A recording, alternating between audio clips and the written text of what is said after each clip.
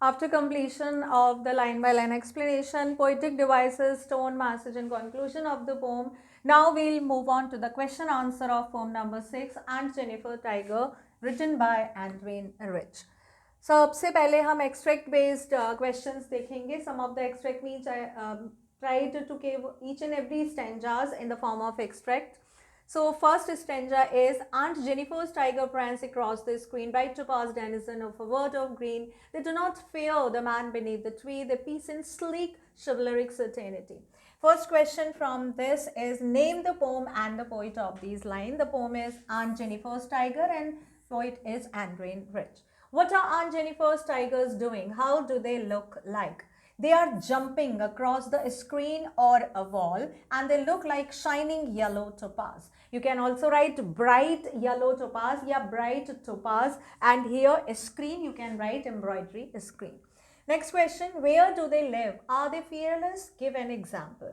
They live in green forest, they are fearless and they don't fear the man under the tree. How are they fearless? Means if the hunters are coming, if the number of the men are coming together, even then the tiger are not feeling any fear, and that's why they are fearless.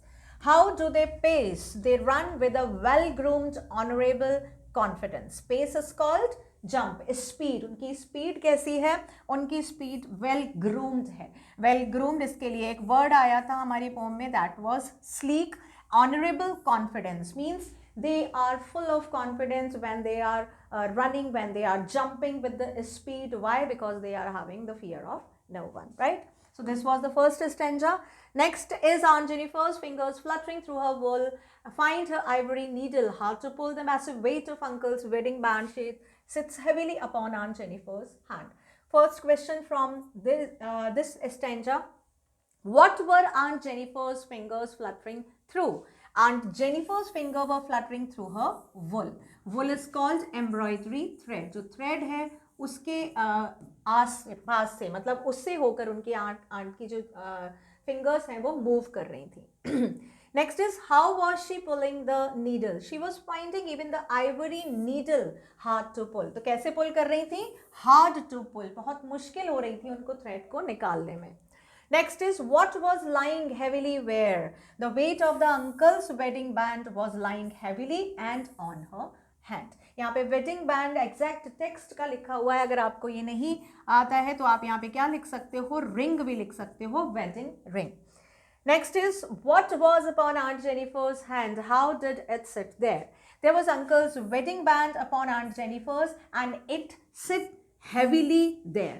अब देखो, जो pome होती है उनके answers बहुत सटीक होते हैं, we can say to the point होते हैं, बहुत लॉजिकल और एकदम ऑब्जेक्टिव टाइप होते हैं. अब यहाँ पे सिर्फ यही आंसर है. कैसे थी? Heavily. You have to write this word. कैसे बैठी हुई थी? मतलब उनके हाथ पे. तो you can not write besides any this के that was yellow colour, gold और so many times have been pass for their marriage. इस तरह की लाइन लिख सकते हैं. बस एक वर्ड काफ़ी है. कैसा था उनका जो रिंग था, उनको कैसा फील होता था? बर्डन्ड और हैवी, राइट.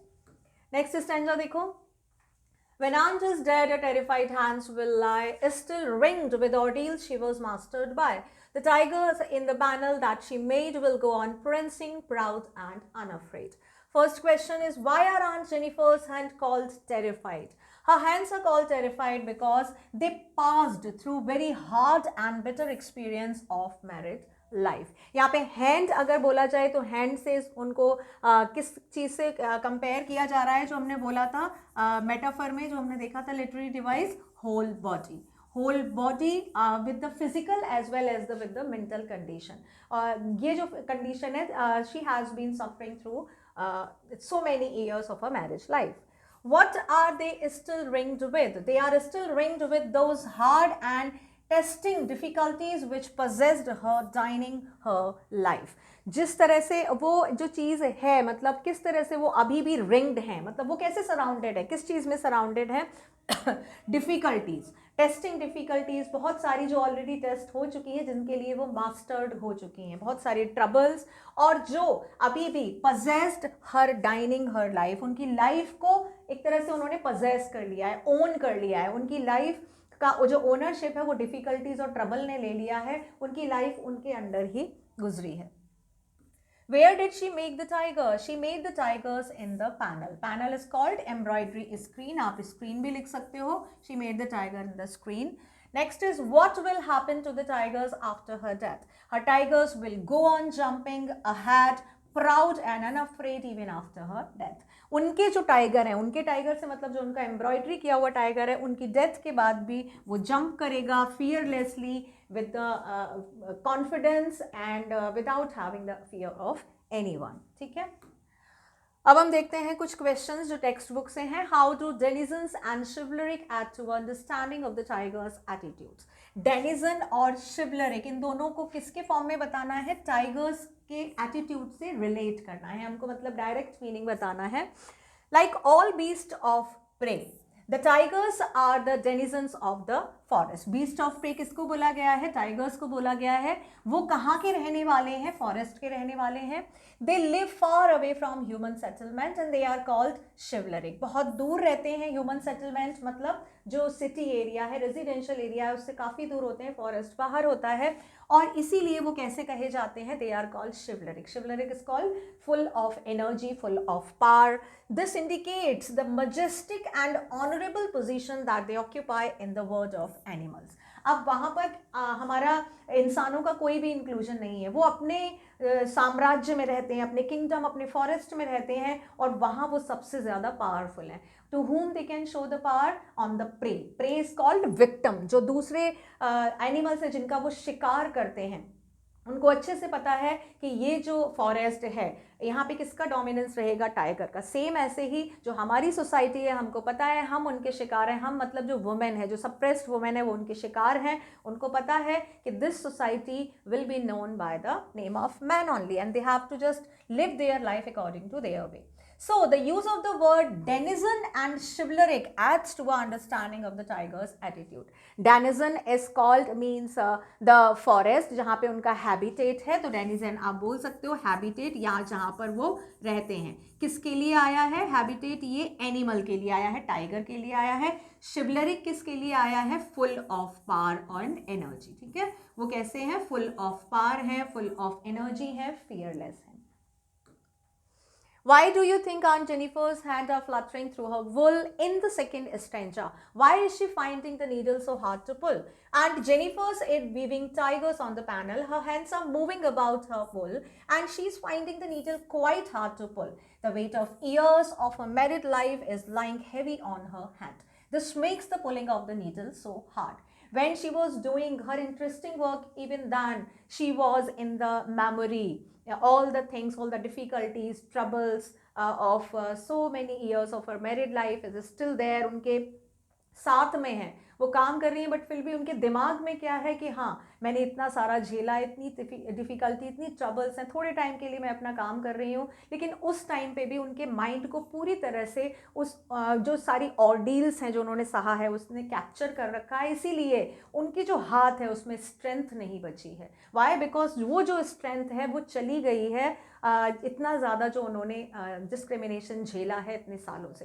तो अब उनके हाथों में बिल्कुल जान नहीं बची है. इतनी भी जान नहीं है कि वो एक थ्रेड को पुल कर सके. तो जो परेशानियां हैं उसका वेट, उसका बर्डन इतना ज़्यादा उनके हाथों पर बैठा हुआ है कि she was finding the thread to pull very hard. What is suggested by the image massive weight of uncle's wedding band? It suggests the weight of harsh and tough experiences of Aunt Jennifer's marriage life. The image is quite suggestive. The wedding band is symbolic. It represents the unbreakable bond of marriage between the husband and wife.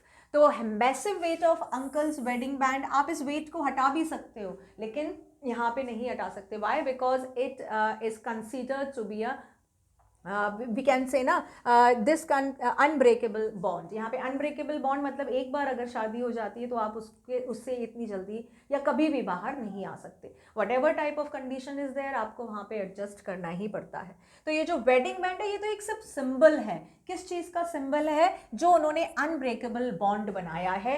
शादी करके husband and wife के बीच में जो bond होता है, wedding band उसका एक symbol होता है. जो रिंग होती है, मंगलसूत्र होता है, सिंदूर होता है, वो इसका सिर्फ एक सिंबल होता है, बट यहाँ पे आंट जेनिफर की जो इमेज है वो बहुत सजेस्टिव है ये बताने के लिए कि she is a married women and how she has gone through with all the bitter experience, tough and harsh experience of a married life. Of what or whom is Aunt Jennifer terrified in the third stanza? Third stanza यानी कि जो last stanza में बताया गया है, तो Aunt Jennifer किससे डर रही हैं? In the third stanza, the poet refers to Aunt Jennifer's terrified hand. The odd and unhappy memories are still fresh in her mind. She has passed through many testing and horrible times her married life, during her married life. These ordeals crushed and suppressed her. Their effect is still visible. So she is still ringed with those ordeals and dominated her life. तो वो किस चीज़ से terrified हैं? वो पूरी life में उन्होंने जो भी चीज़ झेली है वो अभी भी बिल्कुल फ्रेश है उनके माइंड में, एंड दैट्स वाई वो हमेशा उनके साथ साथ चलती है, एक कंपेनियन बन के वो उनका पीछा कभी नहीं छोड़ती है. बहुत सारी उन्होंने टेस्टिंग, हॉरेबल टाइम्स उन्होंने टेस्ट किया है, जितना भी अपना मैरिड लाइफ अभी तक पास किया है, जितनी भी ऑर्डील्स हैं, ऑर्डील्स आप बोल सकते हो बिटर एक्सपीरियंस, अभी तक के जितने बिटर एक्सपीरियंसेस रहे हैं उनके, वो सब उनके साथ हैं और उनके दिमाग में बिल्कुल फ्रेश हैं. वो कोई भी काम करती हैं वो हमेशा उनके साथ रहते हैं, और ये जो ऑर्डील हैं ये उन्होंने उनकी लाइफ को कैसा कर दिया है? बिल्कुल डोमिनेटेड कर दिया है. What are the ordeals Aunt Jennifer is surrounded by? Why is it significant that the poet uses the word ringed? What are the different meanings of ringed in the poem? हम यहाँ पे ordeals and ringed के direct और indirect meaning लिखने हैं. The poem addresses the experiences of marriage in the midst of the constrictions. Now constrictions, जितनी limitations होती हैं वो बताई गई हैं marriage life की. The word ringed is significant. It suggests that the vicious grip of an unhappy married life is still holding her tightly. The word ringed has been used in two ways. First, is the conventional use, conventional or traditional use. Here ring is a symbol of the sacred bond of marriage, and the other is figurative use of ring. It means the encircled or surrounded. तो एक जो है वो, एक तो उसका literal meaning है या कन्वेंशनल मीनिंग है, और एक फिगरेटिव मीनिंग है या इनडायरेक्ट बोल सकते हो. कैसा है ये? इनडायरेक्ट मीनिंग है. इनडायरेक्ट मीनिंग में बताया गया है कि वो अभी भी घिरी हुई है. रिंग कैसी होती है? गोल होती है, ठीक है. तो एक रिंग तो सिंबल हो गई कि आपकी शादी हो गई है, ठीक है, यू आर मैरिड. एंड दूसरी जो रिंग का है मतलब वो सर्कल है जिसमें वो घिरी हुई है, जिससे बाहर नहीं आ सकती है, because there is no way to come out from the circle. तो यहाँ पे दो ये बताए गए हैं मीनिंग, डायरेक्ट और indirect, conventional and figurative. And जो ऑर्डियल्स हैं वो एक्सपीरियंसेस, जो बिटर एक्सपीरियंसेस हैं मैरिज के, वो बताते हैं कि जिसके बीच में, बिटेस्ट इज कॉल्ड, जिसके बीच में, जिस लिमिटेशंस के बीच में वो घिरी हुई है. विशियस ग्रिप आप बोल सकते हो, विशियस या क्रूअल ग्रिप बोल सकते हो आप. क्रूअल, अनहैप्पी, अनकंफर्टेबल या टॉर्चरिंग, इस तरह की जो ग्रिप है जिससे वो बाहर नहीं आ सकती, जिसने उनकी लाइफ को अनहैप्पी बना दिया है. Why do you think Aunt Jennifer created animals that are so different from her own character? What might the poet be suggesting through this difference? क्यों बना रही हैं वो जो इतने डिफरेंट हैं उनकी कैरेक्टर से, वो टाइगर्स को क्यों एम्ब्रॉयडर्ड कर रही हैं, और ये क्या डिफरेंस बताना चाहती है poet? The tigers are prancing. They pace in sleek chivalric certainty. They do not fear the man beneath the tree. Thus, they are the symbol of strength, fierceness, and beauty. Aunt Jennifer, on the other hand, is weak and terrified. Her hands are finding difficult to pull through her wool, and massive weight of the wedding band sits heavily on her head. Her terrified hands are still ringed by the ordeals of married life. The contrast heightens the intensity. Intensity is called, means जब contrast होगा only then you will have the interest in the things. जैसे हमारी movies होती हैं, बॉलीवुड की movies या Hollywood कोई भी सीरीज़ होती है, अगर उसमें सब थिंग एक monotonous, everything is going to be fit and fine and absolutely right, तो उसमें इंटरेस्ट नहीं आता. इंटरेस्ट कब आता है? When the opposite situation comes, only then all the goodness and the happiness are being tested. Okay, how the characters can we can say deal with those situations, only then new things and new experiences, situations occurs. Same as here, to create or to heighten the intensity, एक तरह से इसकी intensity बढ़ाने के लिए poem में, और उस इंटेंसिटी के थ्रू उसकी आड़ में, उसकी शील्ड में रियलिटी ऑफ द लाइफ बताने के लिए उन्होंने ऐसा किया है कि बिल्कुल अलग हैं, जो आंट है वो बिल्कुल वीक है और टेरिफाइड हैं, और जो टाइगर हैं वो कैसे हैं, दे आर विथ शिवलरिक सर्टेनिटी, उनको किसी का भी डर नहीं है, वो जंपिंग कर रहे हैं, वो अपनी स्पीड में भाग रहे हैं, दौड़ रहे हैं,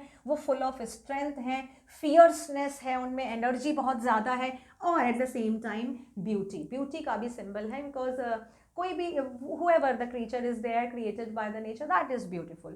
तो एक तरह से ब्यूटिकल एस्थेटिक एलिमेंट भी है जो वो बना रही है, क्योंकि एम्ब्रॉयडरी या कुछ कोई भी आर्ट है, आर्ट का सिनोनिम हो सकता है ब्यूटी, राइट? तो वो जो भी चीज़ बना रही है वो ब्यूटी का भी सिंबल है। तो वो क्यों बना रही है ये सारी चीज़ें, why she is doing, difference क्या है दोनों में जो डिफरेंस है वो बहुत ज़्यादा स्ट्रेंथ का डिफरेंस आ रहा है, फियरनेस का डिफरेंस आ रहा है, वो बहुत ज़्यादा फियरफुल है, वो एकदम फियरलेस है, वो बहुत ज़्यादा पावरफुल है, वो पावरलेस है, ठीक है। Tiger is also a symbol of the beauty, that's why it is created in the art, but aunt Jennifer has lost her beauty because of her constant married life, right. Next देखो, interpret the symbols found in the poem. Adrienne Rich aunt Jennifer's tiger rich in symbolism. तो ये symbolism का मतलब हुआ symbol का मतलब क्या हुआ, साइन, बहुत सारे साइन हैं, ठीक है। साइन का मतलब होता है कि through which you can introduce the other thing, उन साइन के बेस पे आप बहुत सारी और चीज़ों को बता सकते हो कि ये इस चीज़ का सिंबल है, ये इस चीज़ का सिंबल है। तो ये जो उनकी पोएम है पूरी भरी हुई है सिम्बोलिज्म से। The massive weight of wedding band symbolises ordeals. अब हम एक एक चीज़ देखते हैं। जो massive weight of wedding band है, एक ये चीज़ उसमें दिखाई गई है, ये इमेज दिखाई गई है, ये किसका सिंबल है, ऑर्डील्स, ठीक है। ऑर्डील्स इज कॉल्ड मीन्स अनबिटरफुल एक्सपीरियंसेस ऑफ द लाइफ। उसके बाद hardship and worries of the married life. तो ये जो अंगूठी है जिसमें शादी हो गई है, शादी का जो सिंबल है, जो अंगूठी सिंबल है, वो और किस चीज़ को सिंबल करती है, means better experiences of the life. जो ट्रबल्स एंड डिफिकल्टीज हैं, जो वरीज हैं लाइफ की, उन सबको सिंबलाइज करती है। Terrified hands and ringed with the ordeals also indicate those unpleasant experiences. अब जो टेरिफाइड हैंड हैं ये किसको सिंबलाइज करते हैं, unpleasant experience. Ringed with ordeals throughout of her life, ये भी आपके अनप्लीजेंट एक्सपीरियंसेस को टिल नाउ रिप्रेजेंट और सिंबलाइज करते हैं, that are still clinging to aunt Jennifer's physically और मेंटली, जिसने अभी भी आंट जेनिफर को जकड़ के रखा हुआ है, कैसे, फिजिकली और मेंटली। तो यहाँ पे तीन चीज़ें बताई गई हैं, तीनों चीज़ों का जो इमेज है और उसका सिंबल क्या है पोम में। Do you sympathize with Aunt Jennifer? What is the attitude of the speaker towards Aunt Jennifer? Yes, we do sympathize because उनका जो कैरेक्टर है वो भी इसी तरह से ही बनाया गया है कि we can sympathize with Aunt Jennifer. So it is a kind of sympathetic character. That's why we can sympathize with Aunt Jennifer. She has experienced hardship and ordeals during her married life, and the attitude of the speaker towards Aunt Jennifer is equally sympathetic. The poet gives many suggestive images and symbols to present an old lady who has passed through her painful experiences as well as unpleasant and terrifying periods during her married life. तो बहुत सारी चीज़ें उन्होंने बताई हैं जिससे कि पता चलता है कि हाँ, आंट जेनिफर का जो पेन है, the poet or the narrator can also feel and have sympathy with her.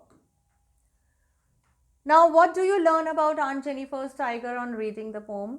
Aunt Jennifer's tiger were created in the panel by her own hands. वो अपने हाथों से वो खुद बना रही हैं. They appeared to be prancing or jumping across the screen. They looked sleek, very smooth or delicate. They were bright like yellow topaz. They were majestic and courageous. They did not fear the man beneath the tree, and they paced in chivalric certainty. तो अगर हम बोले यहाँ पे क्या पूछा गया है, कैरेक्टर स्केच, आप बोल सकते हो बिल्कुल, कैरेक्टर स्केच दिया गया है, किसका दिया गया है, टाइगर का,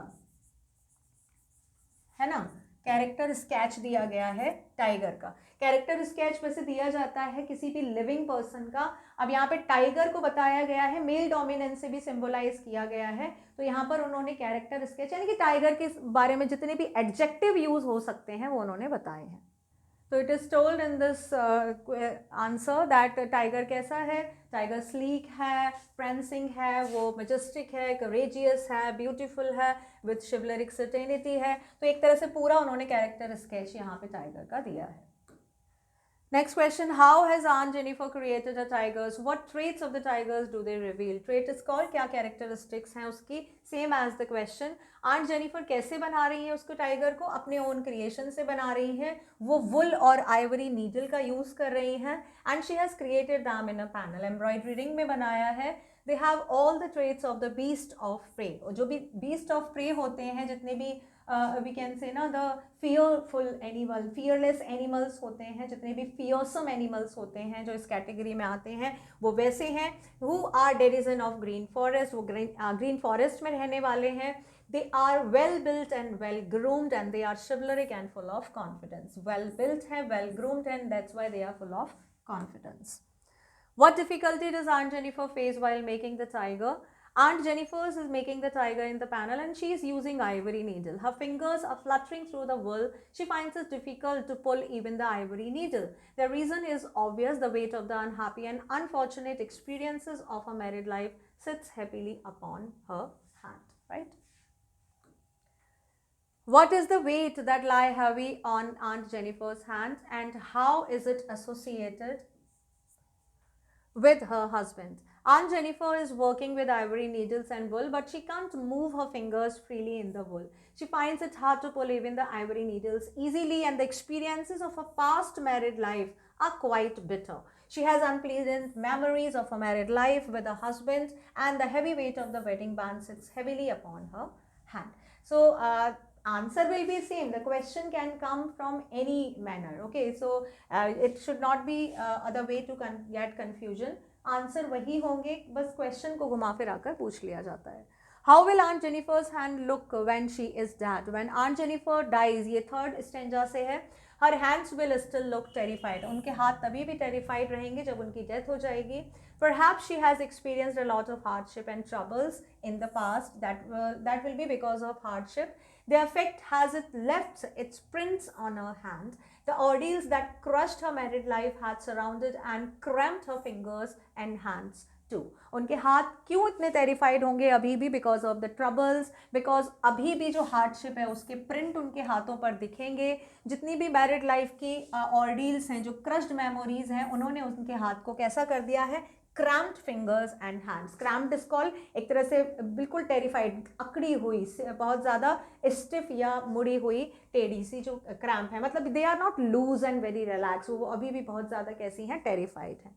What will happen to Aunt Jennifer's tiger when she dead? Aunt Jennifer's tiger will survive her. She has created the tigers in a panel and they are made of wool. These objects of art will survive their creator and the tigers will go on jumping, proud and unafraid. जो उन्होंने बनाया है art में, जो panel में अपना उन्होंने खुद का जो बनाया है क्रिएशन, वो भी वैसा ही रहेगा इवन आफ्टर हर डेथ. वो वैसा ही प्राउड, वैसा ही फियरलेस और वैसा ही अनअफ्रेड रहेगा. Describe the poetic devices in the poem Aunt Jennifer Tiger. We have already discussed all the poetic devices thoroughly, deeply. How are Aunt Jennifer's tigers different from her? उनसे कैसे अलग हैं? Aunt Jennifer's tiger are the picture of strength, beauty and certainty. They seem to be jumping across the screen. They pace in sleek chivalric certainty and they are confident and impressive. Aunt Jennifer is weak, depressed and terrified person. Life has been a cup of woes for her. Woes is called, आप बोल सकते हो sorrows, right? दुख जो होते हैं. And she is still in the grip of those ordeals and terrors that she faced and suffered from dying her married life. Her fingers are so terrified that they find it hard to pull even the ivory needle. Thus the contrast is implied heightened. बहुत ज़्यादा contrast है दोनों creation में और the character में.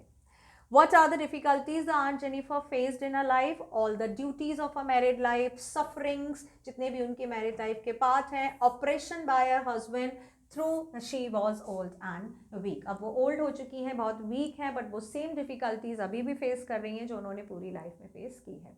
With this entirely we have completed this poem. I hope expression, vocabulary, the tone, central idea and poetic devices are clear to you. Abstract based question, just try to do more and more. Previous years के थोड़े से question कीजिए and you can do each and everything related to this poem, whatever is coming in the examination. With this, I'm ending this video here. I'll meet you in the next video.